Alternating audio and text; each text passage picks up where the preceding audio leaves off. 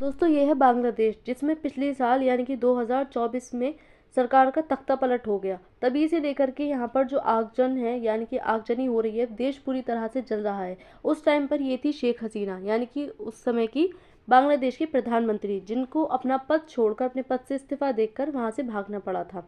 तो तब से लेकर के अब तक जो बांग्लादेश है वो पूरी तरह से आग की लपटों में झुलस रहा है, यानी कि अभी भी वहाँ की जो स्थिति है वो ठीक नहीं है। तो इसी को लेकर के जो पूर्व प्रधानमंत्री हैं शेख हसीना, उनका एक बयान आया है, वो फिर से बांग्लादेश लौटने की जो है बात कर रही हैं। तो आइए समझते हैं कि बयान क्या आ रहा है।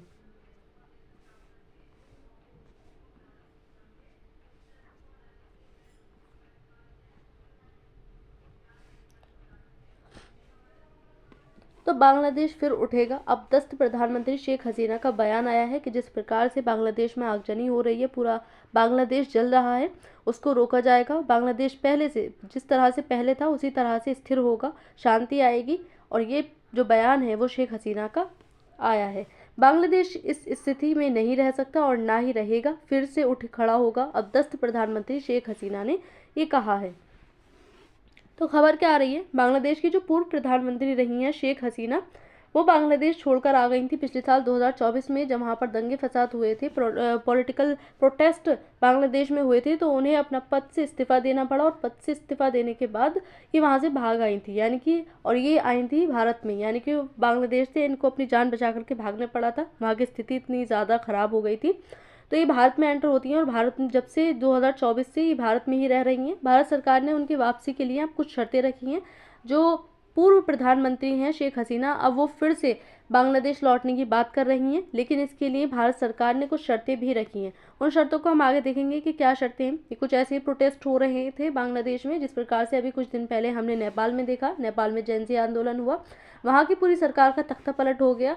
उससे पहले हमने श्रीलंका में देखा था, बांग्लादेश में देखा था। तो भारत के चारों ओर जो इसके पड़ोसी देश हैं, उनमें ये सरकार का तख्ता पलट हमें देखने को मिला।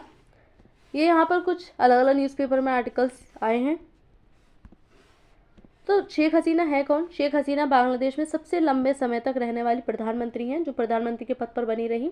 शेख हसीना जो बांग्लादेश के संस्थापक हैं शेख मुजीबुर रहमान, उनकी बेटी हैं। उन्होंने आवामी लीग पार्टी का नेतृत्व किया और देश में विकास, महिला सशक्तिकरण, आतंकवाद विरोधी नीतियों को इन्होंने ये इसके लिए जानी जाती हैं। साथ ही जब शेख हसीना प्रधानमंत्री के पद पर थी तो उस समय भारत के साथ सबसे अच्छे संबंध इन्होंने स्थापित किए थे।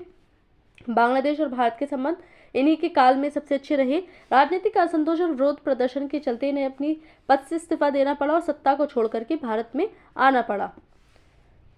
तो 20 साल बांग्लादेश की सत्ता में रही हैं शेख हसीना। ये हैं शेख हसीना, जो कि 23 जून 1996 में ये पहली बार प्रधानमंत्री बनती हैं। फिर 2001 से 2009 तक ये विपक्ष की नेता रहती हैं। फिर 6 जनवरी 2009 में ये दूसरी बार प्रधानमंत्री बनती हैं। 2014 में तीसरी बार प्रधानमंत्री की शपथ लेती हैं और 2019 में चौथी बार प्रधानमंत्री का पद ये संभालती हैं।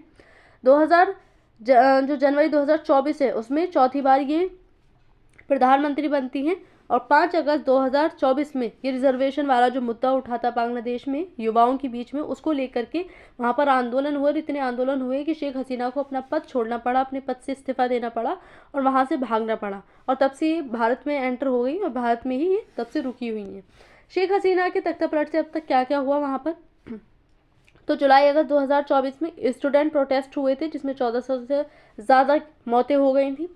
ये रिजर्वेशन को लेकर के स्टूडेंट के मध्य जो पूरा मामला छिड़ा हुआ था, उसकी वजह से प्रोटेस्ट हो रहे थे। फिर 5 अगस्त को 2024 में जो शेख हसीना थी पूर्व प्रधानमंत्री, वो अपने पद से इस्तीफा दे देती हैं। फिर 8 अगस्त 2024 में जो मोहम्मद यूनुस थे, उनके नेतृत्व में एक अंतरिम सरकार का गठन होता है और तब से लेकर अब तक ये है मोहम्मद यूनुस, इन्हीं की अंतरिम सरकार चल रही है। अभी तक कोई इलेक्शन नहीं हुए हैं बांग्लादेश में। 14 अक्टूबर 2024 में ICT 1 का पुनर्गठन, जस्टिस गुलाम तजुर्मा मुर्तजा मजूमदार चेयरमैन वहाँ के बनते हैं। फिर 6 जनवरी 2025 में शेख हसीना के खिलाफ जो है गिरफ्तारी वारंट जारी होता है। इन पर आरोप लगाए जाते हैं, हत्याओं के आरोप लगाए जाते हैं, इन पर बहुत सारे जो आरोप हैं वो लगाए जाते हैं। 2 अप्रैल 2025 में कोर्ट को अनरिफ्यूटेबल एविडेंस यानी ना ठुकराए जा सकने वाले सबूत मिले, पुख्ता सबूत मिल गए थे इनके खिलाफ। फिर 1 जून 2025 में शेख हसीना के खिलाफ केस का ट्रायल शुरू और चार्जशीट जो है चलाई गई थी। फिर 10 जुलाई 2025 में हसीना पर 5 चार्ज फ्रेम पूर्व आईजीपी अल ममून राज्य गवाह बने थे। 3 अगस्त 2025 में गवाहों के ओपनिंग स्टेटमेंट्स हुए। इसमें 11 घटनाओं का जिक्र किया गया था। फिर 4 अगस्त से 23 अक्टूबर 2025 में 84 गवाहों के बयान को दर्ज किए। 23 अक्टूबर 2025 में क्लोजिंग आर्ग्यूमेंट्स और ट्रायल खत्म किए गए। 13 नवंबर 2025 में इनके खिलाफ जो भी पूरा मामला चला हुआ है कोर्ट में, उसके लिए बयान वगैरह आ सकता है, फैसला आ सकता है। शेख हसीना की वर्तमान स्थिति क्या है? तो शेख हसीना जब से 2024 अगस्त 2024 में जब से जो बांग्लादेश में प्रोटेस्ट वगैरह शुरू हुए थे, तो अपने पद को छोड़ करके भारत में आ गई थी और वर्तमान में भारत में ही है। उन्होंने कहा कि दिल्ली में उन्हें स्वतंत्र रूप से घूमने और कार्य करने की अनुमति है, ऐसा बयान दिया शेख हसीना ने। बांग्लादेश में राजनीतिक उथल-पुथल के बाद उन्हें सत्ता से हटाया गया था। जिस प्रकार की वहाँ की जो स्थिति थी बांग्लादेश की बन गई थी, इनके खिलाफ जो आंदोलन किए जा रहे थे, उसके बाद से इन्होंने सत्ता छोड़ दी। और यह बयान राजनीतिक पुनरुत्थान का संकेत देता है। इससे यह स्पष्ट होता है कि हसीना अब भी देश की स्थिरता की और पुनर्निर्माण को लेकर आश्वासन है। जिस प्रकार से शेख हसीना का बयान आया है, वो साफ जाहिर करता है कि शेख हसीना फिर से बांग्लादेश जाएंगी, क्योंकि जब से शेख हसीना सत्ता से हटी हैं, तब से पूरा बांग्लादेश जो है वो अभी भी जल रहा है। वहाँ पर अस्थिरता बनी हुई है, किसी भी प्रकार की कोई स्थिति में सुधार नहीं हो रहा है बांग्लादेश की। तो फिर से जो शेख हसीना का बयान आया है कि जो बांग्लादेश है पहले की तरह स्थिर होगा, शांति वहाँ पर आएगी, तो ये दिखाता है कि शेख हसीना फिर से देश के लिए चिंतित हैं। उन्होंने बांग्लादेश की जनता को एकता और पुनः उठान का संदेश भी दिया है। भारत की क्या भूमिका रही इसमें? भारत ने हमेशा बांग्लादेश के साथ मित्रता वाले संबंध बनाए रखने की कोशिश की है, जो शेख हसीना के टाइम पर सबसे अच्छे मित्रता वाले संबंध बने भी। हसीना का भारत में रहना दोनों देशों के बीच राजनयिक विश्वास को दर्शाता है कि किस प्रकार से दोनों के जो संबंध थे वो काफ़ी अच्छे थे। भारत संभवतः राजनीतिक स्थिरता में सहयोग की भूमिका निभा रहा है, ताकि जो दोनों देशों के मध्य स्थिरता है वो बनी रहे।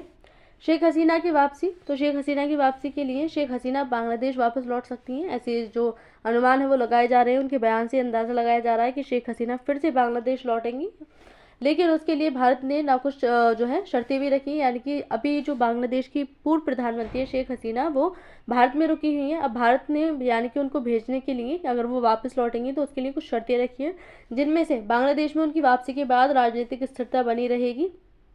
जैसे राजनीतिक अस्थिरता अभी बनी हुई है, पूरी जो देश है उसमें एक तरह से आंदोलन हो रहे हैं, प्रोटेस्ट हो रहे हैं, उन पर जो है स्थिरता बनी रहेगी, उन पर रोक लगेगी। भारत बांग्लादेश के संबंधों पर कोई भी नकारात्मक प्रभाव नहीं पड़ेगा। जैसे हसीना के टाइम पर अच्छे संबंध थे भारत बांग्लादेश के, उसी प्रकार के अभी भी संबंध रहेंगे।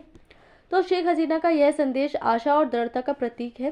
बांग्लादेश का भविष्य अभी भी राजनीतिक दिशा पर निर्भर करेगा। अंतर्राष्ट्रीय समुदाय हसीना के बयान को लोकतंत्र की बहाली की दिशा में एक संकेत के रूप में देख रहे हैं। अब जिस तरह से जो शेख हसीना है उनका बयान आया है और उनकी वापसी की बात अब की जा रही है, उससे अंदाज़ा लगाया जा रहा है कि बांग्लादेश की स्थिति अब सुधर सकती है। जिस प्रकार की वहाँ पर आगजनी हो रही है उसमें रुकाव आ सकता है, आंदोलन हो रहे हैं उनको रोका जा सकेगा। ये पूरे जो अनुमान है वो लगाए जा रहे हैं बांग्लादेश के लिए। तो आज की इस वीडियो में इतना ही।